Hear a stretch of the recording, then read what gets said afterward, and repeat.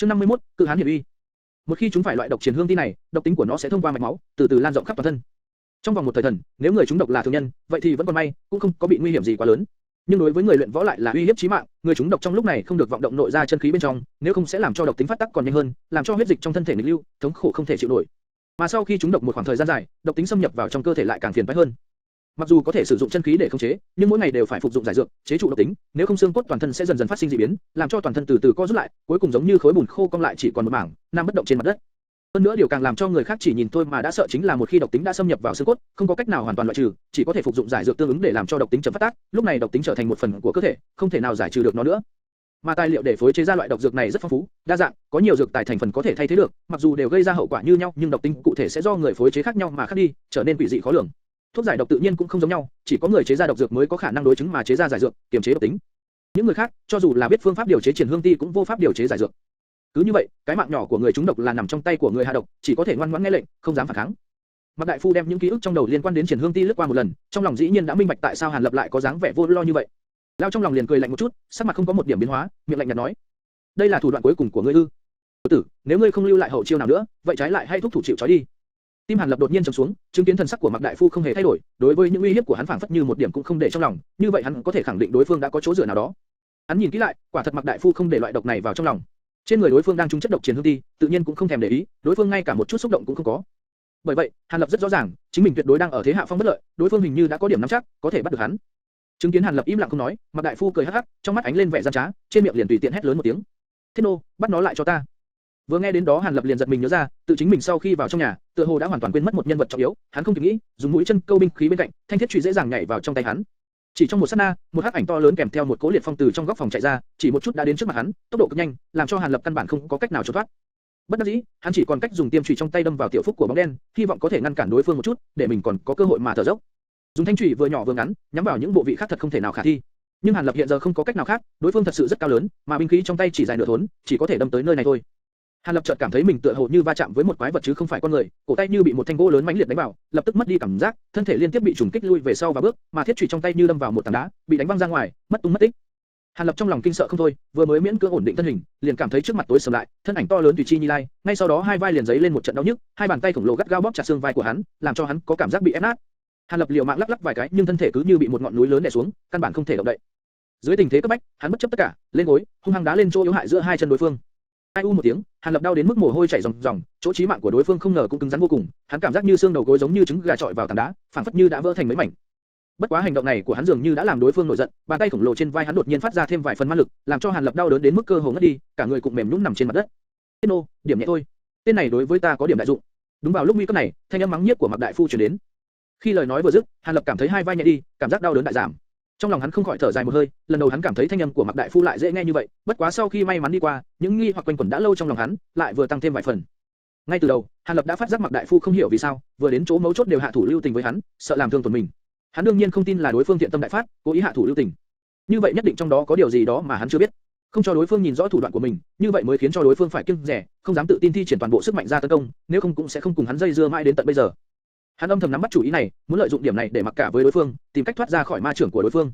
Mạc Đại Phu đi đến trước mặt hắn, tựa hồ đã nhìn ra những suy nghĩ trong lòng hắn, thần sắc giễu cợt trên mặt chợt thoáng qua, trước tiên lão sờ soạng trước ngực Hàn Lập một lúc, trong tay liền lôi ra một tấm hộ tâm kính, không khỏi nhịn được có chút buồn cười, nguyên lai là vật đó đã ngăn cản lão điểm huyệt. Lão nhẹ nhàng lắc đầu không nói gì, từ trong tay áo lấy ra một cái hộp gỗ dài màu vàng, cái hộp gỗ này tinh xảo vô cùng, trên mặt điêu long họa phượng vừa nhìn đã biết ngay là vật quý, người bình thường khó mà thấy được. Mạc Đại Phu đem đến trước mặt Hàn Lập, trịnh trọng mở nắp hộp ra, bên trong có mấy thanh ngân nhận giống hệt nhau. Ngân nhận này hình dáng cổ quái, thoạt nhìn giống đao nhưng không phải đao, giống kiếm nhưng không phải kiếm, thân nhận uốn khúc, giống như hình bán nguyệt, kích thước lớn nhỏ lại giống như chùy thủ. Trong lúc Mạc Đại Phu lấy từ trong hộp ra một thanh ngân nhận thì Hàn Lập phát hiện ra, thanh quái nhận này mỏng vô cùng, giống như một miếng giấy bạc, trên lưỡi nhận hàn quang lóe ra, làm người ta cảm nhận được sự sắc bén vô cùng. Vật này mà dùng để cắt lên thân thể người, nhất định giống như người ta cắt quần áo dễ dàng. Càng quỷ dị hơn, chính là tại đoạn chuôi của ngân nhận, còn có cả một quỷ đầu nhắm chặt cả hai mắt, quỷ đầu này mặt xanh nhanh dài, trên đầu có hai sừng, cực kỳ dữ tợn. Mạc Đại Phu cầm thanh quái nhận này, dùng ánh mắt ý vị sâu xa tà ác liếc Hàn Lập một cái. Cử động này làm cho Hàn Lập không khỏi dựng tóc gáy, lẽ nào hắn thật sự bị cái món quạ đen kia lừa dối, đối phương sử dụng thanh quái nhận kia để cắt lên người mình phải không? Tùy chi như lai, bám sát, theo sát. Điêu long hỏa phượng, khắc rồng vẽ phượng. Ngân nhận, lưỡi dao ngắn bằng bạc. Chương 52, thất quỷ phệ hồn. Khuôn mặt của Hàn Lập bắt đầu tái xanh, mắt mở trừng trừng nhìn Mạc Đại Phu đang giơ cao lưỡi dao kỳ dị. Dưới ánh mắt trời, lưỡi dao như lóe lên quang mang, thể hiện rõ sự lợi hại vô bỉ của nó. Trong lòng gã không khỏi có vài phần hoảng sợ, nhưng lý trí nói cho gã biết, đối phương đã phí công như vậy, chính là để bắt giữ gã, tuyệt đối sẽ không hai lời mà lấy đi tính mạng của gã, đối phương chỉ là đang đe dọa gã mà thôi. Vì thế khi nhìn thấy lưỡi dao sắc bén chậm rãi từ trên cao bổ xuống, nhắm thẳng phần thân trên của gã mà lao tới, gã vẫn không kêu tiếng nào, miễn cưỡng bảo trì vững vẻ mặt trấn tĩnh. Cho tới khi miệng của lưỡi dao quái dị kia cách chỏm đầu của gã chỉ nửa tấc, các sợi tóc cũng đều cảm thấy từng trận hàn ý, gã mới từ từ nhắm hai mắt lại, trong lòng thoáng lóe lên một chút hối hận. Đối phương thật sự muốn hạ độc thủ sao? Sớm biết như vậy, chi bằng mở miệng xin tha rồi, có lẽ còn có một đường sinh cơ để bảo mệnh. Bản thân mình còn trẻ, thật sự là không muốn chết như thế này. Cha mẹ ở nhà biết được tin mình chết, không biết có đau lòng không, có hối hận khi cho gã đến thất huyền môn không? Gặp phải lúc sinh tử quan đầu thế này, tạp niệm trong lòng Hàn Lập trỗi dậy, các luồng suy nghĩ đều hiện lên trong đầu, tựa hồ như trong nháy mắt đã trải qua bi hoan ly hợp của cuộc đời, đối với sinh tử đã có hiểu được nhiều. Phát xích âm thanh do lưỡi dao nhọn chọc vào người truyền tới. Thân thể Hàn Lập khẽ run lên, nhưng lập tức kinh ngạc, gã vẫn chưa cảm thấy có gì đau đớn cả. Chuyện gì đang xảy ra vậy? Gã ngạc nhiên dương đôi mắt ra nhìn. Vừa mở mắt, Hàn Lập liền sợ ngây người. Nhìn thấy một việc không ngờ tới, lưỡi dao nhọn đang cắm vào phía trên đầu vai của chính Mạc đại phu, sâu tận vào trong nội thể, chỉ lưu lại đầu báng dao ở bên ngoài, đang hơi rung rung. Có lẽ do quá sắc bén, nên chưa hề thấy có giọt máu nào chảy ra ngoài, lộ rõ vẻ quỷ dị vô cùng. Hàn Lập nhìn đến nỗi trợn mắt há mồm, Mạc đại phu thì giống bình thường, mở miệng khen ngợi gã. Xách xách, tiểu tử, ngươi hãy còn vài phần can đảm, cho dù đao sắc đã kề đến cổ rồi mà vẫn không mở miệng xin tha, ngươi thật khá. Khi xưa lúc lão phu hành tẩu giang hồ, gặp qua rất nhiều người trước mặt mọi người thì đều tự xưng là anh hùng hảo hán không sợ chết, nhưng một khi lọt vào tay ta, thêm chút uy hiếp, còn không nhanh biến thành loài chó, quỳ xuống đất xin tha mạng, bộ dáng đúng là tham sống sợ chết. Hàn Lập nghe đến nỗi ngây cả người, há mồm cứng lưỡi, không biết đối phó với đối phương thế nào cho đúng. Gã vừa rồi kỳ thực chút nữa thì lộ ra cái xấu, chỉ là ngoài mặt thì tỏ ra ngang ngược thôi, thực chất sâu trong lòng vẫn mang một tia hy vọng rằng mình may mắn, cho rằng đối phương không thể hạ thủ đối với gã, thế mới giả vờ để thoát. Hơn nữa da mặt của hắn quá mỏng để mà chuyển biến mở miệng xin tha mạng. Lúc này đối mặt với lời khen ngợi liên tục của Mạc đại phu, Hàn Lập không dại gì mà cố ý đi giải thích, nhưng trong lòng dâng lên trăm ngàn tư vị, không biết nên cao hứng hay là buồn chán. Trong lúc Hàn Lập còn đang suy nghĩ, Mạc đại phu đã nhanh nhẹn đem mấy cái cán dao, phân biệt cắm đầy vào người, tất cả đều chỉ lưu lại cái tua cán hình đầu quỷ ở phía ngoài. Đến khi Hàn Lập phục hồi lại tinh thần, mới kinh hãi phát hiện tất cả là 7 thanh dao nhọn, phân biệt cắm vào hai vai, hai chân, vùng bụng và phía trước ngực của Mạc đại phu, từ xa nhìn lại, giống như bị loạn dao phân thây. Hàn Lập nhìn xong, trong lòng thấy vừa buồn cười vừa giật mình, biết rằng đối phương tự làm mình tàn tật như thế sợ rằng là đang thi triển một kỹ thuật cực kỳ lợi hại, không biết có phải mang ra để đối phó với mình không. Mạc đại phu cắm các thanh dao xong, không hề thấy mở miệng nói chuyện, ngược lại cúi xuống, ngồi trước mặt Hàn Lập, sau đó nhắm hai mắt, tiến vào trạng thái nhập định, đối với sự vật phía bên ngoài không hề có sự quan tâm nào nữa. Hàn Lập liền động tâm, cảm thấy đây chính là cơ hội thoát thân hiếm có, gã thử động tay động chân, nào ngờ vừa động thử một cái, đột nhiên cảm thấy đầu vai chấn động, lập tức không thể động đậy được. Hàn Lập cười khổ, tại sao lại quên mất cử hắn này, có hắn bên cạnh nhìn chằm chằm, nửa bước không rời, gã làm sao có cơ hội kia chứ? Xem ra trước khi tiến vào trạng thái nhập định, Mạc đại phu đã sớm lo nghĩ trước, căn bản là không sợ hắn gây ra trò gì. Gã cự hán này kêu là Thiết Nô, cũng không biết là quái vật phương nào, giống hệt như ma ngân thủ của Mạc đại phu, trên dưới toàn thân đều là đao thương bất nhập, ngay cả đến những chiếc xương sườn cũng cứng rắn như thế. Ngày hôm nay gã xem như đã thua trên tay đối phương. Đang chửi thầm cự hán ở trong lòng, người mặc lao trước mặt Hàn Lập đống phát sinh những biến hóa yêu dị. Cơ mặt của Mạc đại phu bắt đầu co giật, trên dưới toàn thân run rẩy không ngừng, khuôn mặt cũng vì cơ nhục co giật mà biến hóa theo, tựa như đang phải chịu đựng nỗi đau đớn thống khổ to lớn. Nó phối hợp với những thanh dao nhọn cắm trên người, khiến cho người nhìn cảm thấy sự âm trầm đáng sợ, phản phất như có một luồng khí lạnh chậm rãi dâng lên trong phòng. Đột nhiên Mạc đại phu ngừng co giật và run rẩy, nhưng từ sâu trong huyết hầu của hắn truyền lại một tràng hô hấp trầm thấp, trong tiếng hô hấp tràn đầy vẻ thú tính nguyên thủy. Trong nháy mắt, Mạc đại phu phản phất không còn là một lão già nữa, mà như một con manh thú mới từ chốn núi rừng thoát ra. Tiếp đó, sự việc còn khủng khiếp hơn xảy ra. Một năm trước trên mặt Mạc đại phu từng xuất hiện quỷ vụ, hôm nay lại hiện ra nữa. Quỷ vụ lần này so với lần trước hoàn toàn bất đồng, nhiều hơn hẳn so với lần đầu, cũng đen hơn hẳn, nó gắn chặt vào mặt Mạc đại phu giống hệt đang đeo một cái mặt nạ đen, che kín khuôn mặt cũ của Mạc đại phu. Từ trong quỷ vụ thỉnh thoảng lại huyễn hóa ra xúc tu, những cái xúc tu cũng có những biến đổi to lớn, trên xúc tu ẩn ước có những luồng sáng màu đen bóng loáng lưu động, đem theo cảm giác 10 phần giống thật, giống như có thân thể thật sự, co duỗi, nhảy múa không ngừng trên mặt Mạc đại phu. Ngón tay trên hai tay Mạc đại phu tạo thành hình dáng hoa sen, ngón trỏ và ngón cái nhón lại thành hình dạng kỳ quái, môi khẽ động đậy, tựa hồ đang niệm từ, chỉ vì thanh âm quá bé, Hàn Lập không thể nghe rõ. Tùy theo những động tác vô danh của Mạc đại phu, quỷ vụ trên mặt hắn tựa như bị chọc giận, giống như dầu nóng bỏng trong nồi đổ ngay vào trong nước lạnh, bắt đầu cuồn cuộn bốc lên, từ bên trong xuất hiện ra ngày càng nhiều những xúc tu nhỏ, dương nhanh múa vớt thị uy, như muốn ngăn trở hành động tiếp theo của Mạc đại phu. Lúc hắc vụ biến thành đậm nhất, Mạc đại phu mở to hai mắt, nhìn xuyên qua hắc vụ trùng trùng, Hàn Lập vẫn có thể nhìn thấy rõ thần quang trong mắt hắn. Thất quỷ phệ hồn đại phát. Mạc đại phu hét to một tiếng, tiêu ra tên của bí thuật mà hắn sử dụng. Chương 53, Mỹ Nam tử.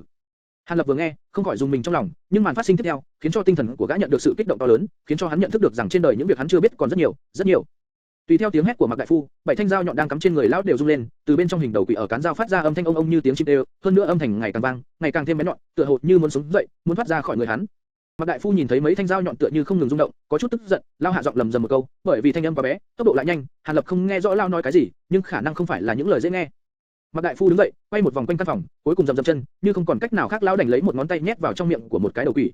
Sự việc không thể ngờ tới đã phát sinh, cái đầu quỷ vốn tưởng là vật chết kia tự nhiên cũng biết khép miệng lại, dùng những chiếc răng thô trong miệng hung hăng cắn chặt lấy món ngon được dâng đến tận miệng, rồi bắt đầu nhẹ nhàng mút. Mạc đại phu khẽ run rẩy toàn thân, giống như đang nhẫn mại chịu đựng sự đau đớn to lớn, vì hắc vụ đã che lấp mất khuôn mặt, Hàn Lập nhìn không rõ những biểu tình khi đó của đối phương, nhưng nhất định khuôn mặt đó rất khó nhìn. Trải qua một tuần trà, đầu quỷ cuối cùng đã hút no, nó mang ý mở rộng cái miệng, âm thanh ông đã biến mất. Tiếp theo đó, Mạc đại phu cũng dùng cách như trên, đều cho mỗi cái đầu quỷ được hút một lần, mới cam lòng thu ngón tay về. Làm xong việc đó, Mạc đại phu lại xuất ra những thủ quyết như trước, miệng lại niệm, thêm một lần hét to thất quỷ phệ hồn đại pháp. Lần này, mấy thanh dao nhọn kia không hề dao động, cũng không phát ra âm thanh nào, mà đồng thời trợn cả hai mắt, lộ ra nhãn châu đỏ như máu, cái miệng đồng thời trương to ra, hai bên vai hàm phình ra, hướng về không trung hấp lấy từng ngụm từng ngụm. Quỷ vụ trên mặt Mạc Đại Phu, như biết đại nạn sắp đến, bọn chúng như vùng vẫy như ba đảo, các xúc tu từng cái một cũng được huy động cuồng bạo, nhưng không làm được gì cả. Từ phía mặt ngoài của quỷ vụ, 7 đạo hắc tuyến nhỏ bị cuộn lại, vẽ lên không trung những hình cánh cung đẹp đẽ, sau đó với một sự chuẩn xác cực kỳ bay vào trong 7 cái miệng quỷ đang chờ đã lâu, rồi bị đầu quỷ thôn phệ từng chút. Hàn Lập có chút xí ngốc. Do Mạc Đại Phu ngồi ngay trước mặt gã, nên những sự việc phát sinh đều lọt vào trong mắt gã, ngay cả mỗi cái răng của đầu quỷ đều được gã nhìn thấy rõ. Hàn Lập lần đầu tiên được tiếp xúc với thế giới khác, bị lực lượng thần kỳ này chấn động như bị sét đánh, những thanh dao nhọn kỳ quái kia, những cái đầu quỷ cổ quái, lại thêm hắc vụ yêu dị đang hiện lên trên mặt Mạc Đại Phu, đủ các loại hiện tượng không thể dùng lẽ thường để giải thích, không thể không làm chấn động đến những nhận thức trước đây của gã. Nên biết Hàn Lập trước kia đối với chuyện về thần quỷ chỉ là bán tín bán nghi, đối với gã mà nói nếu không tận mắt chứng kiến thì không bao giờ tin tưởng.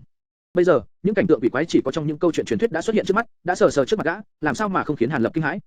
Trong khoảng thời gian ngắn, trong đầu của Hàn Lập hỗn loạn như tơ vò, đối mặt với lực lượng không thuộc về con người, lại bị cầm tù trong tay nó, thực sự là không biết phải đối phó như thế nào mới đúng. Dần dần, quỷ vụ trên mặt Mạc Đại Phu từ dày đặc chuyển sang mỏng, từ đậm chuyển thành loãng, đã bị đầu quỷ thôn phệ khá nhiều, chỉ còn cách ngoan ngoãn chuyển về màu thanh đậm nhất, bao phủ mơ hồ trên mặt. Lúc này, khuôn mặt Mạc Đại Phu đã mơ hồ nhìn thấy, nhưng Hàn Lập vừa nhìn thấy chân dung mà đối phương mới lộ ra, ngay lập tức giật mình đến há hốc mồm, mãi không ngậm được miệng lại. Hôm nay, những việc làm cho Hàn Lập giật mình có quá nhiều, tất cả những việc không bao giờ tưởng tượng được đều xuất hiện, khiến cho gã ngất ngây như quên cả bản thân. Lúc này, từ trong quỷ vụ hiện ra một khuôn mặt, chỉ khoảng 30 tuổi, khuôn mặt của nam tử Hán đang vào hồi sung sức nhất, nếu nhìn vào hàng lông mày cực kỳ quen thuộc kia, rõ ràng chính là Mạc Đại Phu, chỉ là tuổi tác thì đã giảm đi vài chục năm tuổi tác mà thôi. Trên khuôn mặt kiên nghị kia, nhãn thần không giận mà uy, khóe miệng thì treo nụ cười lạnh, có nhìn kiểu gì cũng là một khuôn mặt đầy mị lực của mỹ nam tử. Khuôn mặt tràn đầy vẻ nam tính thành thục, đối với nữ nhân chính là có sức sát thương chí mạng, bất luận là thiếu nữ đang lớn, hay là góa phụ ở chốn cao trạch hậu viện, đều không thể ngăn nổi những mị lực của loại đàn ông này, chỉ cần hơi vây tay một cái, các nàng sẽ tự động chui vào lòng, rồi chìm đắm trong đó, không cách nào mà kiềm chế được. Thấy được một khuôn mặt như vậy, trong lòng Hàn Lập chỉ muốn một quyền đập cho nó nát nhừ, nhìn thấy hình dáng mỹ nam tử của nó, thật chả khác gì đang trêu chọc vào tính đấu kỵ của những người đàn ông khác. Mắt thấy trên mặt còn sót lại chút tàn dư cuối cùng của quỷ vụ, cũng bị hấp thu vào trong miệng của đầu quỷ, Hàn Lập mới nghĩ đến, Mạc Đại Phu đã từng đề cập qua với gã, nguyên bản hắn chỉ khoảng ngoài 30 tuổi, chỉ là trong lúc trị thương có xuất hiện việc ngoài ý muốn, bị tà ma quỷ đói hút mất tinh nguyên trong một thời gian dài, mới biến thành già lao đến như vậy. Như vậy có thể dựa vào điểm này mà nói, đối phương tựa hồ như không lừa dối gã. Hình dáng lúc này mới chính là chân dung của Mạc Đại Phu, chỉ là thủ đoạn hồi phục của hắn quá ư là bất khả tư nghị. Lúc này, Hàn Lập mới phát giác, Mạc Đại Phu không chỉ trẻ lại ở khuôn mặt, ngay cả cơ thể, tóc của hắn cũng đều cải biến theo, tóc đen cứng, thân hình cao lớn, biểu hiện rõ hắn đang trong giai đoạn hoàng kim của đời người, thể lực tinh thần đạt đến trạng thái đỉnh cao. Mạc Đại Phu đã có biện pháp hồi phục lại như cũ, vậy tại sao lại còn động đến mình nữa nhỉ? Hàn Lập có chút nghi hoặc, gã thanh tỉnh lại từ trong khiếp sợ, ý thức được bản thân mình vẫn ở trong nguy hiểm, vì vậy bắt đầu động não thật nhanh, không ngừng phân tích tất cả, cố gắng từ trong cục diện trước mắt tìm ra một cách để thoát thân. Hàn Lập nhìn thấy, Mạc Đại Phu sau khi trẻ lại, thần trí phảng phất có chút hoảng hốt, hắn ngơ ngác đứng yên tại chỗ, không nói lời nào. Hồi lâu sau, hắn mới giơ một bàn tay lên, dùng ánh mắt như nhìn bảo bối đã đánh mất từ lâu, cẩn thận đánh giá làn da bóng loáng trên bàn tay, sau đó nhắm chặt hai mắt, đem bàn tay dí sát lên mặt, nhẹ nhàng cọ sát, tựa như đang thưởng thức sức sống của sự thanh xuân. Biểu tình tự luyến này của Mạc Đại Phu khiến cho Hàn Lập ở bên cạnh có chút khó tiêu, gã không thể nào hiểu được Mạc Đại Phu lúc này muôn vàn cảm xúc khi cái đã đánh mất này đã lấy lại được. Mạc lão, xem ra người đã hồi phục lại như bình thường rồi, phải chăng không cần dùng đến đệ tử nữa, vậy có thể tha cho đệ tử không? Để cho đệ tử sau này vì người mà ra sức. Hàn Lập không thể nào kiềm chế được nữa, đến bây giờ gã vẫn không biết đối phương muốn xử lý gã như thế nào. Bởi vì tuy biết rõ đối phương không thể nào cứ như vậy mà buông tha cho gã, nhưng giả bộ ngốc nghếch mà buông ra một câu thử dò xét, hy vọng có thể sớm một chút biết được kết quả của bản thân, còn hơn là tìm ra cách khác. Chương 54, định thần phù. Hàn Lập, ngươi thật đúng là có thể thích nghi với hoàn cảnh. Bất quá, thả ngươi ra, ngươi thấy có thể không? Mạc Đại Phu khuôn mặt trẻ trung mỉm cười, cái loại cảm giác sáng lạn như ánh mặt trời này, đủ để làm cho nữ tính điên cuồng. Bất quá thanh âm khi mở miệng, lại làm cho Hàn Lập hoảng sợ. Thanh âm của hắn khi nói chuyện, giống như có một loại từ tính, làm cho người ta nghe xong vô cùng thích thú, đồng thời lại có cảm giác khổ sở, hoàn toàn bất đồng. Xem ra so với tướng mạo bên ngoài của hắn, giọng nói của hắn thật không bằng. Mạc Đại Phu lần đầu trực tiếp gọi tên của Hàn Lập, mặc dù cũng không phải tin tức tốt gì, nhưng cũng làm cho Hàn Lập có một loại cảm giác vừa lòng, so với một câu tiểu tử hai câu tiểu tử thì tốt hơn nhiều, bởi vậy buồn bực trong lòng cũng giảm bớt phân nửa. Theo ánh sáng bên ngoài chiếu vào thấy, Mạc Đại Phu hôm nay thật đúng là không có chút tí vết nào, ngay cả nhất cử nhất động cũng đầy vẻ ưu nhã vô cùng, thật sự 10 phần là mỹ nam tử, đâu còn chút nào bộ dáng lao đầu trước kia, nói vậy năm đó bằng khuôn mặt này, đã làm điên đảo không biết bao nhiêu giang hồ hiệp nữ. Ngươi rốt cuộc muốn ta thế nào, cứ nói rõ ra đi. Hàn Lập không phải là đàn bà, tự nhiên sẽ không vì đối phương tuấn mỹ hơn người, mà khách khí đối với người trước mặt, huống chi đối phương nói không có ý gì là bỏ qua cho hắn, như vậy càng không cần phải cho đối phương thể diện. Thế nào? Hắc hắc. Mạc Đại Phu một lần nữa hoạt động tứ chi có lực, co duỗi mấy ngón tay thon dài, cười mà không nói, không trả lời câu hỏi của Hàn Lập, ngược lại lấy trong áo ra một vật. Vật này là một túi lụa nhỏ, cái túi này tỏa màu sắc chói mắt như lửa, ánh sáng chiếu sáng người ta, mặt trên trông rất tinh xảo, xem ra cũng không phải vật bình thường. Bên trong cái túi này có cái gì chứ? Có phải lại giống như con dao bạc cổ quái nọ hay không? Hàn Lập trong lúc nhất thời cũng quên hỏi đối phương, lòng hiếu kỳ nổi lên. Mạc Đại Phu không để cho Hàn Lập đoán lâu lắm, hắn mở những lớp bao bọc bên ngoài ra, cẩn thận coi chừng từ từ lấy ra một tờ giấy màu vàng. Hàn Lập tựa hồ có chút thất vọng, bất quá trong lòng lại rung mình, lập tức tập trung tinh thần, bởi vì hắn biết rõ càng là nhìn không ra vật gì, càng có thể có tác dụng không thể tưởng tượng được. Đối phương lúc này lấy ra một tờ giấy, tự nhiên sẽ không có tác dụng bình thường, liên tưởng đến các chuyện quỷ quái phát sinh trước đây, sợ rằng có bí mật không nhỏ bên trong. Mạc Đại Phu dùng hai ngón tay nhẹ nhàng cầm lấy tờ giấy, thận trọng đốt thẳng nó ra. Hàn Lập mới nhìn cẩn thận hơn, trang giấy nọ không lớn, chỉ cỡ bằng bàn tay, được cắt gọt cân đối, màu sắc có vẻ cũ kỹ, tựa hồ đã qua không ít năm tháng. Điều làm người ta chú ý nhất chính là mặt trước ngân quang lấp lóe, dùng sơn bạc vẽ lên mấy ký hiệu rất kỳ quái, những ký hiệu kỳ quái này Hàn Lập chưa bao giờ gặp qua. Nhưng vừa mới nhìn vào, trong lòng hắn lại có xúc động cảm thụ được một loại lực lượng thần bí nào đó, ngay cả Trường Xuân công trong cơ thể cũng không thể khống chế bắt đầu kích động, phản phất như bị các ký hiệu này đánh thức, làm cho Hàn Lập vạn phần kinh ngạc. Hàn Lập biết có chỗ không đúng, vội vàng dùng toàn bộ tinh thần chăm chú nhìn chằm chằm vào những ký hiệu kỳ quái này, muốn từ trong đó tìm ra một ít ảo diệu. Chỉ thấy ký hiệu này quanh co khúc khuỷu, bảy cua tám quẹo, nhưng lại hàm chứa một quy tắc nào đó, theo thứ tự các hình sắp xếp đều ẩn chứa thâm ảo gì đó, chỉ tiếp thời gian quá ngắn, Hàn Lập nhất thời căn bản là không cách nào phân biệt được. Bởi vì trong nháy mắt, Mạc Đại Phu đã đi tới trước mặt Hàn Lập, hắn thấy Hàn Lập thần sắc cổ quái nhìn chằm chằm vào tờ giấy trên tay mình, bộ dáng si mê, không khỏi trong mắt lộ ra vẻ thương tiếc, nhưng loại ánh mắt này chỉ là chợt lóe qua, rồi lại khôi phục thái độ bình thường. Hắn nhẹ nhàng túi lầu xuống, miệng kề bên tai Hàn Lập, dùng thanh âm cực nhỏ chậm rãi nói: "Hàn Lập, chớ có trách ta cũng là không có cách nào khác, ngươi sớm ngày đầu thai chuyển thế đi, thân thể này ta phải tiếp thu." "Ngươi nói cái gì? Lời này của ngươi là có ý gì?" Hàn Lập nghe những lời này của Mạc Đại Phu, giật mình thức tỉnh, hồn vía lên mây, hắn mơ hồ hiểu được, một loại vận mệnh tồi tệ đang muốn đổ lên đầu hắn. Hắn bất chấp nam tử cao to phía sau uy hiếp, bắt đầu hoảng hốt những người, liều mạng dãy rủa đứng lên, trên người còn có mấy món đồ, nếu như có thể lấy ra, có lẽ còn có thể tạo nên hỗn loạn, có cơ hội chạy trốn. Tiết nô, đè hắn xuống, đừng cho hắn gây lộn xộn. Mạc Đại Phu mặt lạnh như băng ra lệnh, những phản kháng của Hàn Lập cuối cùng cũng bị khống chế, hai bàn tay to lớn, giống như hai tòa núi nhỏ, gia tăng lực lượng, đè chặt lên vai của hắn, làm cho hắn không thể động đậy. Trên mặt Hàn Lập, mồ hôi hột như hạt đậu, từng giọt từ trên trán chảy xuống, hắn mở to hai mắt, cắn chặt môi, trơ mắt nhìn đối phương đang lẩm bẩm trước mặt mình. Mạc Đại Phu ngón tay mang theo tờ giấy vàng, theo chú ngữ, bắt đầu không gió mà lay động. Những ký hiệu màu bạc ở trên đó cũng chậm rãi từng chữ một phóng ra ánh sáng bạc. Hàn Lập thân mình mặc dù không cách nào nhúc nhích, nhưng trong lòng lại hiểu rất rõ ràng, xem ra lúc mà toàn bộ các ký hiệu đều tỏa sáng, cũng chính là lúc xuống tay với mình. Mạc Đại Phu thần sắc nghiêm nghị, nhìn chăm chăm vào tờ giấy, đợi tới khi ký hiệu cuối cùng tỏa ra ánh sáng bạc, thần sắc không khỏi vui mừng, tiếp theo cứ dựa theo những thủ thế đặc thủ, mà mang theo tờ giấy vẩy trên không mấy cái. Sau đó một chữ định bật thốt lên, giống như tiếng sấm. Đồng thời, tờ giấy cũng bị áp mạnh lên nót của Hàn Lập, dán chặt lên đó. Tờ giấy vừa chạm đến sau đầu, Hàn Lập cảm giác thấy mất đi quyền khống chế thân thể, ngay cả mắt cũng không nháy được, đối với thân thể hoàn toàn mất đi chi giác, nhưng mắt vẫn có thể thấy được, tai vẫn có thể nghe được, chỉ là ý thức giống như người xa lạ, không cách nào điều khiển được thân thể, cứ như là một cái xác. Loại cảm giác này, cảm thụ hoàn toàn không giống với khi bị điểm huyệt, sau khi bị điểm huyệt, mặc dù cũng không cách nào nhúc nhích, nhưng chi giác bị tê liệt, thân thể vẫn có thể nhận thức được. Hàn Lập trong lòng kinh hoàng, hắn không biết đối phương làm thế nào khống chế hắn, cướp đoạt thân thể hắn, chẳng lẽ như vậy là đã thành công sao? Đừng gấp, thân thể này của ngươi, còn có thể giữ lại chốc lát nữa. Mạc Đại Phu phảng phất như cố ý nói cho hắn nghe, lại như đang lẩm bẩm. Chương 55, đệ tam nhân. Tâm tư của ngươi thật sự là quá sống động, nếu như có thể tự do hoạt động, thật làm cho ta đau đầu. Mạc Đại Phu không nóng vội nói. Sau đó, đưa tay nhẹ nhàng đỡ lấy Hàn Lập, rồi đưa vào trong phòng. Hiện tại, bên ngoài phòng trời vẫn rất nóng, Hàn Lập cảm giác đi vào bên trong phòng đã rất lâu, nhưng thật ra chỉ mới được một lúc mà thôi. Mạc Đại Phu mang theo Hàn Lập, tựa như mang theo một món đồ, chậm rãi đi băng qua phòng thuốc, đi tới chỗ bức tường đá, tên nam tử to cao kia cũng im lặng theo sát ở sau, giống như là cái bóng, nửa bước không rời. Hàn Lập thông qua hai mắt, rõ ràng thấy, trước mặt hắn, không biết từ khi nào có một gian nhà đá trước kia chưa bao giờ nhìn thấy qua, căn nhà đá này và thạch thất trước kia Hàn Lập sử dụng rất giống nhau, hoàn toàn đều dùng đá mà xây thành, duy nhất khác nhau chính là trên vách tường bên ngoài, được quét một lớp bột nước màu xám. Theo vật liệu của căn nhà đá mà phán đoán, mặc dù tương đối thô sơ, nhưng rất rõ ràng là vừa mới làm xong cách đây không lâu, nếu như hắn còn có khứu giác, thì sẽ có thể ngửi thấy mùi bột nước cay cay. Thiết nô, ở bên ngoài, bất cứ người nào tới gần phòng, giết không tha. Mạc Đại Phu hạ mệnh lệnh sặc mùi máu tanh, rất hiển nhiên là sợ có việc ngoài ý muốn xuất hiện, phá hoại việc của hắn. Cửa đá được dễ dàng đẩy ra, hắn suy tư đi vào, sau đó thuận tay đóng cửa lại, xem ra gian phòng này đối với Mạc Đại Phu cũng không xa lạ, 89/10 là do tự hắn xây nên. Căn nhà đá kín mít, không có một cánh cửa sổ nào. Sau khi đóng cửa, Hàn Lập vốn tưởng rằng bên trong hẳn là phải tối đen như mực, cái gì cũng không rõ, nhưng lại thấy bên trong phòng có rất nhiều ngọn đèn các kiểu, và cũng có rất nhiều đèn tẩy, không tính một khối rất lớn, tỏa sáng huy hoàng, sắp chạy thành dòng, chiếu sáng ngời giống như ban ngày. Tình hình bên trong phòng làm cho Hàn Lập á khẩu không biết nói gì, đương nhiên, hắn bây giờ hỏi vấn đề gì, muốn mở miệng lên tiếng, cũng không thể làm được. Nhưng tất cả việc này cũng không quan hệ khẩn yếu, làm cho Hàn Lập cảm thấy bất an chính là một đồ án kỳ quái phương viên mấy trượng, được họa tại ở giữa ngôi nhà đá, đồ án hình như là dùng một loại bột nào đó vẽ thành, cụ thể là cái gì, Hàn Lập không cách nào phân biệt được, đương nhiên cũng không cách nào để biết được. Xung quanh đồ án có nhiều viên ngọc xanh to bằng nắm tay vây quanh, ngọc thạch này dưới ánh đèn, trong suốt nhìn thấu qua, vừa nhìn đã biết là vật hiếm thấy, nếu được những tay yêu thích ngọc nhìn thấy, ngọc tốt như vậy, lại bị xem như là đá lăn lóc trên mặt đất như vậy, sợ rằng đau lòng mấy đêm ngủ không được. Hàn Lập đang quan sát, lại nghe phịch một tiếng, thân thể bị quăng ra ở giữa đồ án, nằm ở trên mặt đất, chỉ có thể nhìn thấy nóc nhà. Hàn Lập có vài phần lo lắng, sự việc khẩn yếu trước mắt, hắn lại không cách nào thấy được nhất cử nhất động của Mạc Đại Phu, làm sao mà hắn an tâm được? Nhưng bởi vì không thể làm gì được, không thể làm gì khác hơn là tự an ủi một phen, may mắn còn không phải là sấp mặt xuống đất, nếu không ngay cả nóc nhà cũng không có mà xem. Phụt phụt phụt. Liên tiếp từng chuỗi thanh âm kỳ quái vang lên, Hàn Lập có chút kỳ quái, nhưng lập tức phát giác ánh sáng lờ mờ đi rất nhiều, lúc này mới hiểu được, Mạc Đại Phu đang tắt bớt đèn đi. Cũng không biết hắn làm như vậy, có thâm ý gì bên trong. Một lát sau, Mạc Đại Phu đột nhiên mở miệng. Ngươi nói phương pháp này, thật sự có thực hiện được không? Phải biết rằng, ta cũng là đánh cuộc một phen. Thanh âm của hắn trong trẻo nhưng lạnh lùng vô cùng. Hàn Lập có chút khó hiểu, rất là bực bực, hắn đang nói cái gì vậy? Giọng điệu có vẻ nghe không giống. Nhưng bên trong phòng này trừ hai người bọn họ ra, không có bất kỳ ai khác. Không lẽ là Mạc Đại Phu quên nhanh như vậy, hắn đã bị tờ giấy chết tiệt dán lên, căn bản là không cách nào mở miệng. Tuyệt đối không có vấn đề, ta trước đây truyền cho ngươi thất quỷ phệ hồn đại pháp định thần phù chưa từng giả dối phải không? Một thanh âm nam tử xa lạ đột nhiên xuất hiện bên trong phòng, nghe qua tựa hồ tuổi còn trẻ, chỉ khoảng 20 mấy tuổi mà thôi. Hàn Lập chết lặng trong người, hôm nay hắn đã gặp nhiều việc lạ, so với những gì hắn mấy năm trước biết được cũng muốn nhiều hơn. Lúc này lại đột ngột xuất hiện một thanh âm, hình như không có gì là không thể. Trước đây sử dụng có tác dụng cái dám gì đâu? Mạc Đại Phu miệng phun lời thô tục, làm cho Hàn Lập giật mình. Nếu là trước kia, cũng không có cái gì phải nghĩ, nhưng Mạc Đại Phu hôm nay bộ dáng là mỹ nam tử, nhưng há mồm ra lại phun ra những lời thô tục, thật không thể không làm cho Hàn Lập dùng mình. ngươi đang ở cửa ải cuối cùng, cố ý giữ lại, để ta thất bại, ta lại đi tìm người khác sao? Không đợi tên thanh niên kia trả lời, Mạc đại phu lại tự nói tiếp. Đừng có nói là ngươi đảm bảo, phải biết rằng, ngươi vốn là người chết, hơn nữa giết chết thân thể của ngươi chính là ta. Ngươi có thể không oán hận trong lòng sao? Không âm thầm tìm cách lừa gạt ta sao? Mạc đại phu luôn miệng chất vấn, không cho đối phương đường để phản bác, tựa hồ muốn đem sự bất an trong lòng, tất cả đều phát tiết ra ngoài.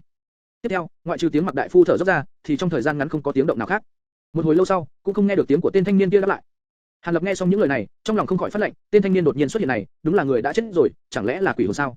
Nghe từ lời bọn họ nói ra, kỳ thuật Mạc đại phu vừa rồi sử dụng, chính là từ người kia ra.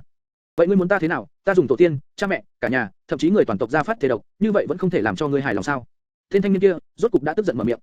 Hàn Lập trong lòng cũng thình thịch một chút, tên thanh niên này thật điên cuồng, đem nhiều người chí thân như vậy ra thể, chỉ là vì thấy lòng tin của Mạc đại phu, có thể thấy được cũng là một gã thiên tính bạc béo.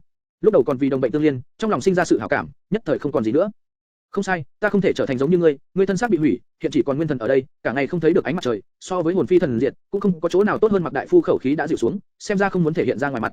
Chương 56, quan cầu chi chiến.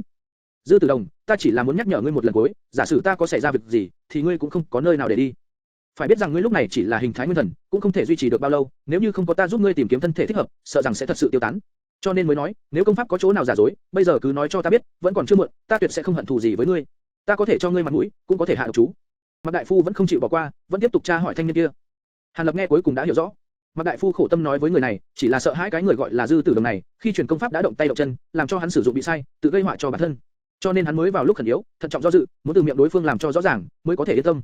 Ta chuyển cho ngươi phương pháp đoạt xá, tuyệt đối không có chỗ nào sửa đổi, nếu là có gì giấu giếm ngươi, làm cho toàn tộc của ta cũng sẽ bị trời phạt, không chết tử tế được, từ nay về sau tộc diệt toàn vong. Dư Tử Đồng không chút dừng lại, như linh đóng cột hạ lời thề độc, xem ra hắn rất rõ sự băn khoăn của Mạc đại phu. Hơn nữa, sau khi ngươi sử dụng thất quỷ phệ hồn đại pháp, mặc dù cho ngươi trong khoảng thời gian ngắn giữ lại pháp lực nhất định, có thể làm cho xuất một ít pháp thuật đơn giản, nhưng cái này dù sao cũng là lấy thân nuôi quỷ, lấy tinh nguyên trả giá, mà tinh nguyên còn lại trong thân thể ngươi, còn có thể cho ngươi lần sau dùng được pháp thuật này sao? Dư Tử Đồng sau khi phát lời thề độc, lại nói lời chặn đường lui của Mạc đại phu. Lời này sau khi ra khỏi miệng, bên trong phòng lần nữa lại chìm vào yên tĩnh, bên trong phòng chỉ có tiếng hô hấp của Mạc đại phu. Hàn Lập trong lòng âm thầm cầu khẩn, hắn trước giờ không tin vào thần thánh, lần đầu tiên hướng tới thần tiên mà cầu nguyện, hy vọng đối phương sợ hãi, bỏ đi ý đồ bất lương của hắn. Cho dù biết rõ là rất hoang đường, có chút dối gạt mình, nhưng đây cũng là việc duy nhất hắn có thể làm lúc này. Tốt, dùng người thì không nghi người thì không dùng người, nếu nhu cầu việc lớn, có mạo hiểm một chút, cũng là lẽ tất nhiên. Mạc đại phu rốt cục kiên quyết hạ quyết tâm. Lời này vừa nói ra, Hàn Lập tuyệt vọng, nếu là trên mặt có cảm giác, khẳng định là mặt mày tái nhợt, vẻ mặt biến sắc. Dư Tử Đồng có vẻ thật cao hứng, trong giọng nói cũng lộ ra sự hưng phấn. Vốn nên như thế, ngươi ngẫm lại, ngươi lúc đầu vốn là người thường không có linh căn, căn bản là không cách nào tu tiên được. Nhưng sau khi cách này thành công, nói cách khác, ngươi có được thân xác của người mang linh căn, ngươi có thể tìm một gia tộc hoặc môn phái tu tiên, gia nhập vào đó, từ nay về sau thì có thể thoát khỏi sanh lão bệnh tử, ngũ hành luân hồi, tối thiểu thì cũng sống lâu hơn nhiều so với con người. Ha ha, ta nhận được những lời tốt lành này của ngươi. Ngươi yên tâm đi, chỉ cần ta thành công, lập tức tìm giúp ngươi một thân thể có linh căn, sẽ không bạc đãi Dư lão đệ đâu. Mạc đại phu được Dư Tử Đồng thuyết phục một phen, rất là bay bổng, nghĩ đến viễn cảnh tốt đẹp sau khi làm phép, hắn không khỏi nóng ruột, đối với Dư Tử Đồng khách khí hơn rất nhiều, lời nói đã có ý lung lạc. Đa tạ Mạc đại ca, sau khi thành công, ta tuyệt không giữ lại, sẽ đem toàn bộ pháp quyết tu luyện, nhất nhất giao cho đại ca. Dư Tử Đồng cũng giảo hoạt dị thường, theo đó mà rút ngắn khoảng cách, cùng đối phương tăng cường mối quan hệ. Hàn Lập ở một bên nghe được, tức giận thất khiếu xì khói, hai người này thật đúng là cùng một ruột, không biết xấu hổ, xem thân thể hắn như là đồ vật, một chút cũng không để ý tới ý kiến của chủ nhân nó, nhưng hắn hôm nay, quả thật cũng là vô kế khả thi. Mạc đại phu bỏ được sự nghi ngờ trong lòng, đã quyết định chủ ý, cũng không chỉ hoãn nữa. Hắn không biết từ nơi nào lấy ra mấy cây kim châm, cắm vào mấy bí huyệt trên đầu, làm cho bản thân hồng quang đầy mặt, tinh thần tăng cao, có đủ tinh lực để thi triển pháp thuật, sẽ không để xảy ra sai sót. Tiếp theo đi tới trước mặt Hàn Lập, nâng thân thể của hắn dậy, sửa lại tư thế cho ngồi trên mặt đất. Bản thân ngồi ở đối diện, hai tay ôm chặt hai vai, ngồi xuống. Mạc đại phu tay nắm pháp quyết, vung tay, một đạo hồng quang từ trong tay bắn ra, bắn tới đồ án ở bên dưới Hàn Lập, nhất thời mấy viên ngọc thạch ở bốn phía sáng lên. Theo tiếng chú ngữ trầm thấp từ trong miệng Mạc đại phu chậm rãi phát ra, giống như ma chú, làm cho người ta nghe được cảm thấy mơ màng buồn ngủ. Ý thức của Hàn Lập theo âm thanh chú ngữ lọt vào tai, từ từ mơ hồ đi, trở nên hết sức buồn ngủ. Không hay Hàn Lập trong lòng biết không ổn, rất rõ ràng đây là do đối phương cố ý gây nên, đang chuẩn bị chiếm lấy thân thể của hắn, hắn rất không cam lòng, không muốn bó tay chờ chết, vì vậy đem hết toàn lực kháng cự âm thanh này. Nhưng không thể làm chuyện gì được, nếu như còn có thể khống chế thân thể, hắn còn có thể dùng cách cắn lưỡi, méo vào da thịt để kích thích, làm cho bản thân bảo trì sự tỉnh táo, nhưng hiện tại chỉ có thể bị động mà thừa nhận.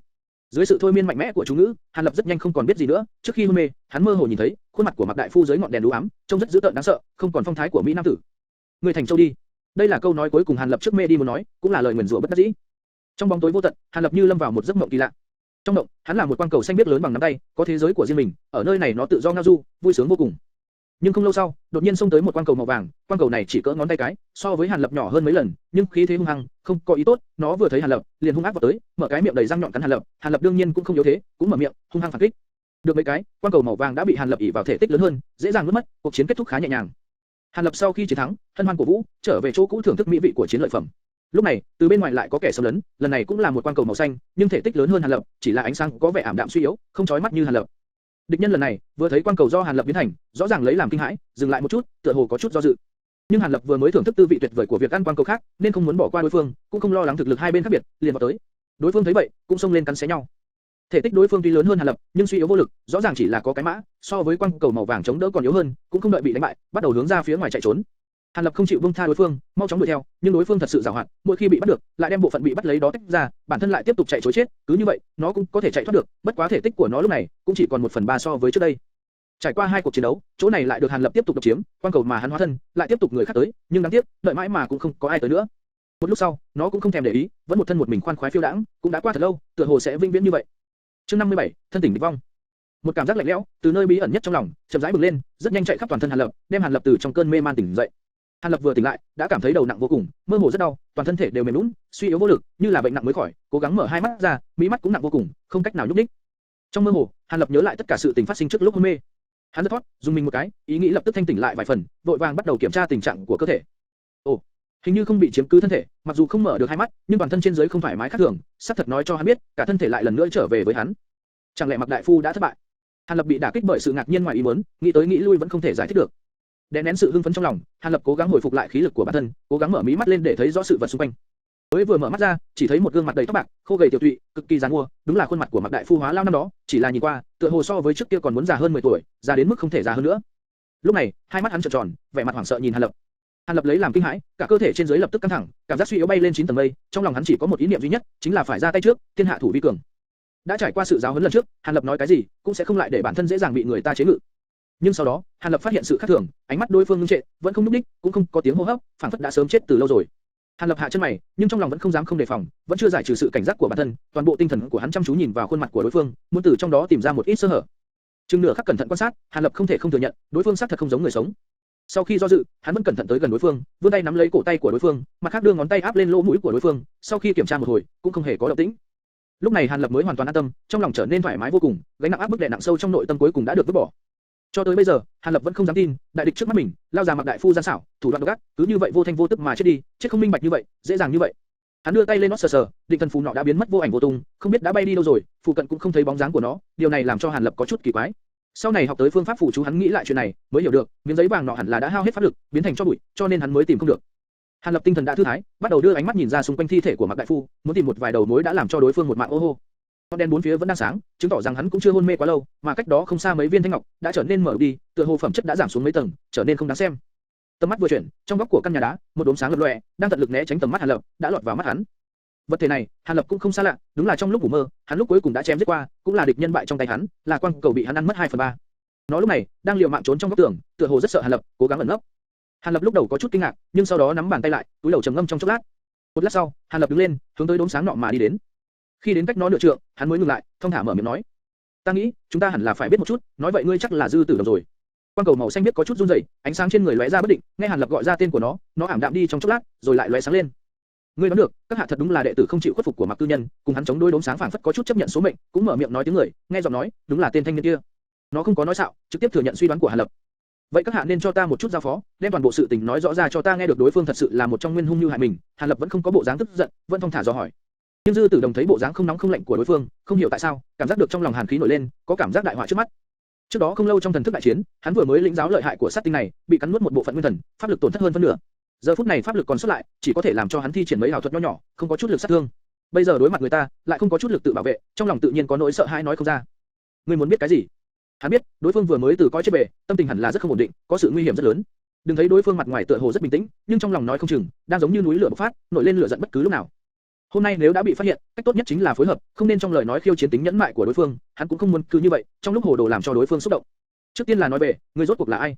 Quá trình ngươi biết Mạc đại phu, cùng với kế hoạch của các ngươi, cứ rõ ràng mà nói ra, ta bây giờ thời gian rất nhiều, có thể từ từ nghe ngươi nói chuyện. Hàn Lập giống như đang mang mặt nạ, nói mà mặt không chút thay đổi, nhìn không ra chút nào tâm tình dao động.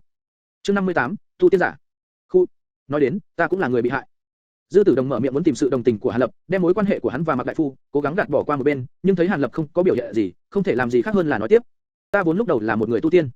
Dư Tử Đồng thành thật đem lai lịch của bản thân, những chuyện đã trải qua, chi tiết kể qua một lần. đương nhiên trong khi kể lại, hắn cũng đem bản thân nói thành kẻ bị Mạc đại phu bắt buộc, cho nên mới bức phải đồng lưu, đem tất cả trách nhiệm bỏ hết lên Mạc đại phu đã chết đi.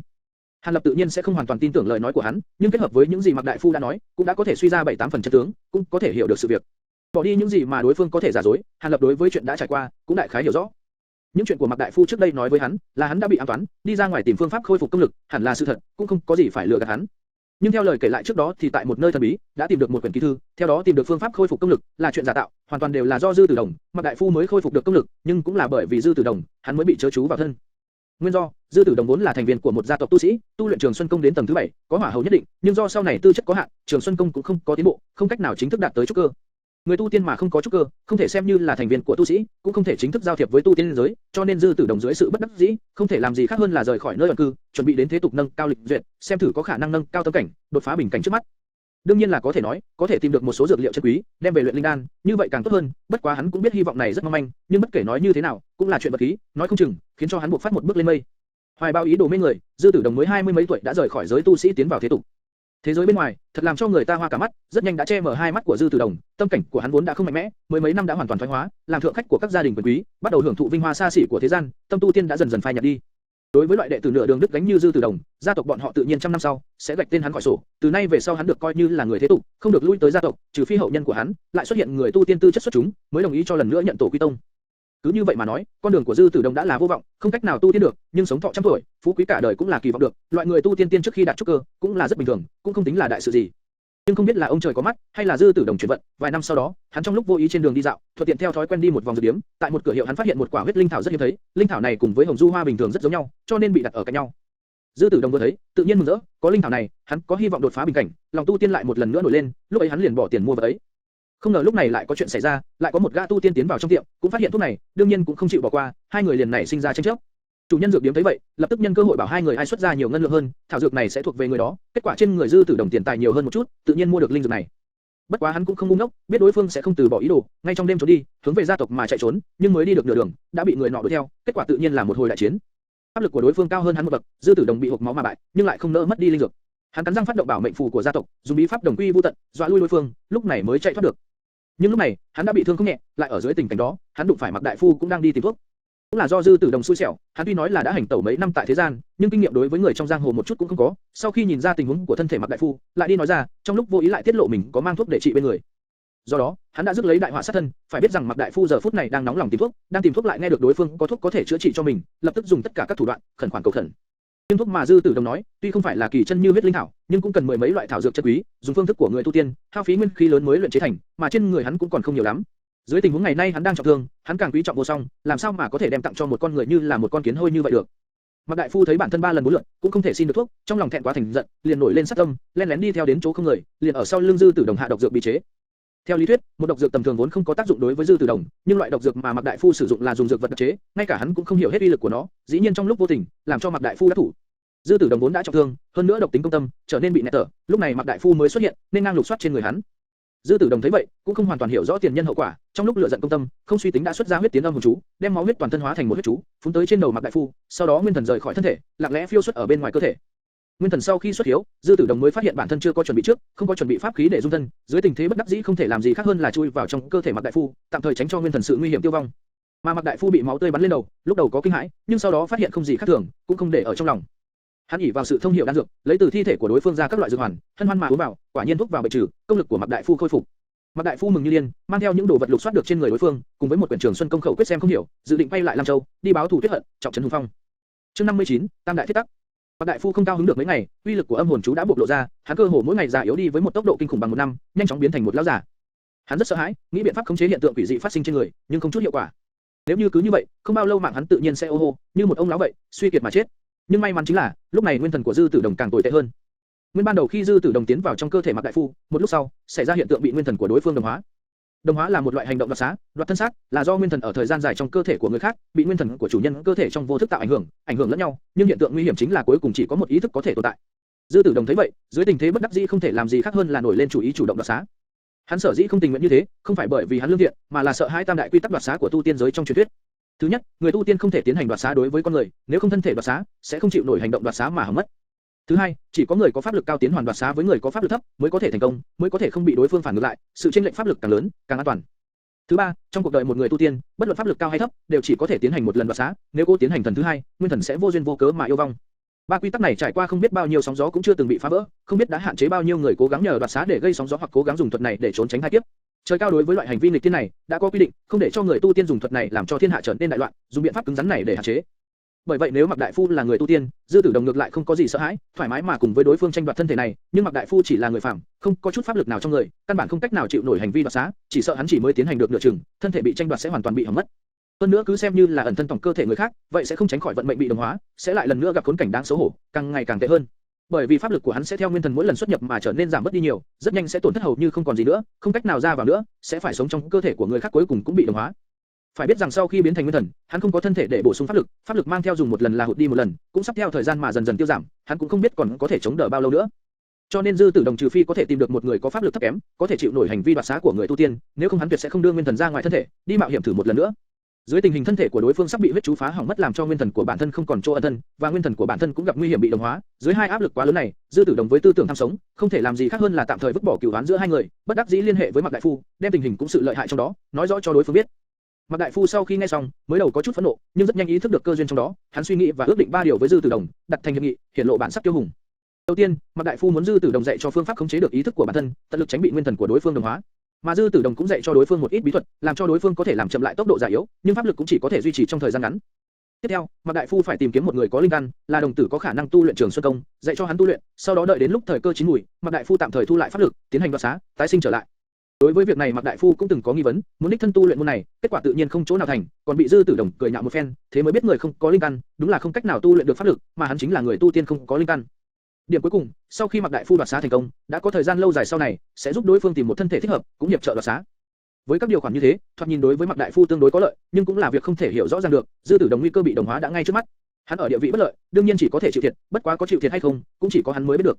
Trong quá trình thương lượng, Dư Tử Đồng từng muốn Mạc Đại Phu đưa hắn về nơi ẩn cư của gia tộc để xin trợ giúp, nhưng Mạc Đại Phu kinh nghiệm lão luyện làm sao chịu như vậy được, tự tuyệt ngay không hề thương lượng, điều này làm cho cuộc sống của Dư Tử Đồng sau này phải hận mà cắn răng chịu đựng.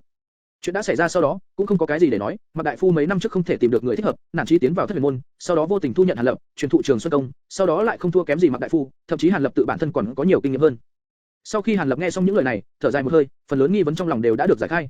Bất quá hắn thấy Dư Tử Đồng ngừng lại, không tiếp tục kể chuyện, sắc mặt liền trầm xuống, lạnh lùng nói: "Ngươi hình như còn chưa nói cho ta biết nguyên nhân làm cho Mạc Đại Phu chết." Cái này cũng không có gì để giải thích, bất quá là do Mạc Đại Phu đoán sai tiến độ Trường Xuân Công của các hạ, pháp lực không bằng ngươi, làm cho đoạt xá không được, lại bị ngươi cắn lại. Thanh âm Dư Tử Đồng sau khi do dự, cũng mở miệng nói thật ra sự tình.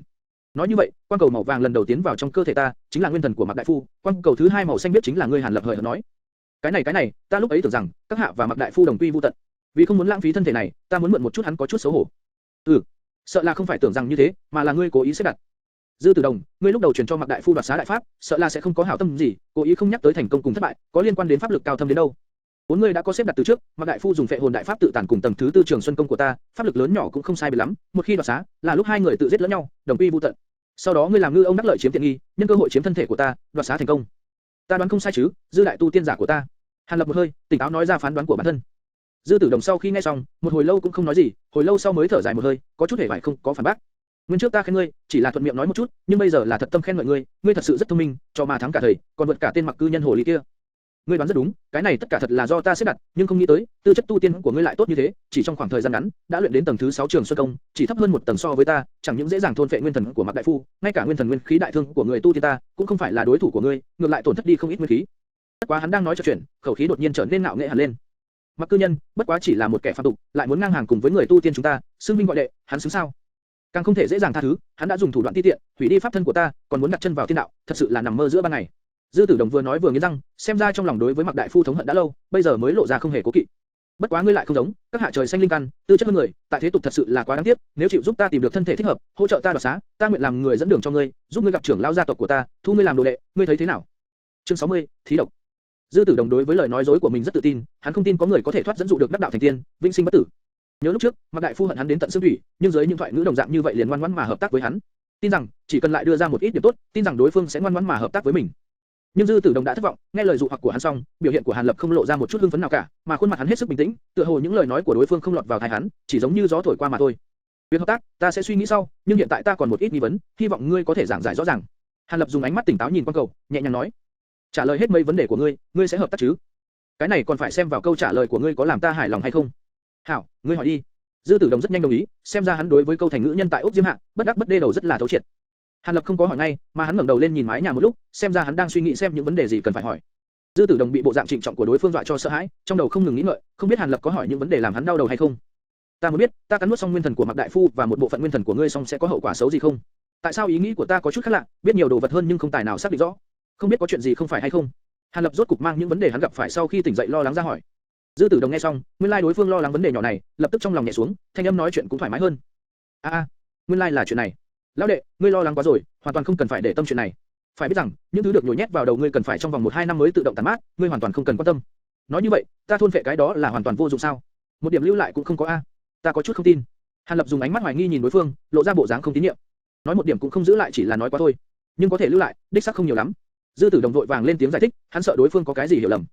Trong đó bao hàm ký ức, kinh nghiệm, tình tiết một số thứ, đến một điểm cũng không đạt được. Nếu như hấp thụ nó, nhẹ thì biến thành ngu ngốc, nhân cách phân liệt, nặng thì tinh thần bạo trướng, não tử bị phá hư mà dẫn đến tử vong. Cần biết rằng, nguyên thần là thứ quý giá nhất, sao có thể cùng những thứ khác tùy tiện dung hợp được? Thôn vệ nguyên thần người khác tạm thời không có vấn đề gì, nhưng nếu muốn biến nó thành của mình, đó chính là vọng tưởng.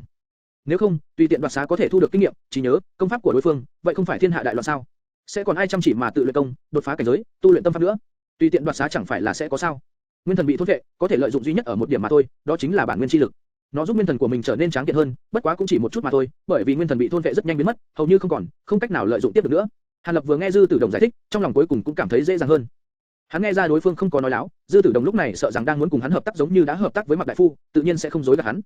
Dư Tử Đồng giải thích xong, nhìn Hàn Lập gật gật đầu, trông như có vẻ đã tin lời hắn nói, trong lòng không khỏi vui mừng, quang cầu do nguyên thần hóa thành cũng sáng lên vài phần, hắn khẩn trương hỏi: Hàn lão đệ, xem ra đối với lời giải thích của ta rất hài lòng. Vậy tiếp theo chúng ta có nên thương lượng việc hợp tác không? Đương nhiên rồi, có thể cùng một vị tu tiên hợp tác, việc tốt đẹp đó còn gì có thể sánh bằng. Hàn Lập đột nhiên mỉm cười, lộ ra hàm răng trắng, tỏ vẻ có thành ý vô cùng. Thật sao? Dư Tử Đồng phân tích, không nghĩ tới mình chưa khuyên bảo đối phương đã dễ dàng đồng ý nên hắn vội vàng mở miệng, muốn xác nhận một chút. Đương nhiên Hàn Lập trả lời rất nhanh.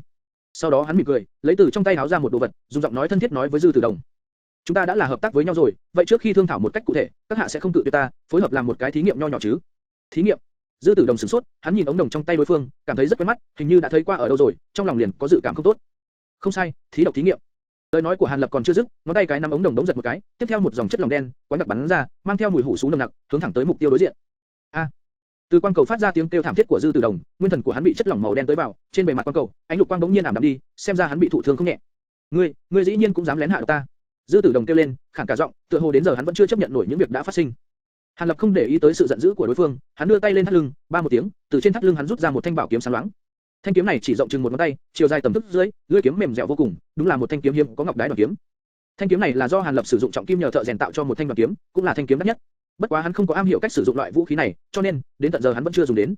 Hàn Lập lấy ra thanh kiếm vốn vẫn được giấu trên người này, trông có vẻ như đây là cơ hội sử dụng thanh kiếm, sắc mặt hắn trở nên âm trầm, khuôn mặt tươi cười lúc trước của hắn bây giờ đến một phần cũng không còn thấy. Hắn dùng ánh mắt hung hăng nhìn nguyên thần vẫn còn đang run rẩy, không nói một lời, cả người phi tới, chém thẳng xuống quang cầu. Lúc này hắn sử dụng nhuyễn kiếm cứ như là đang sử dụng một thanh xài đao vậy.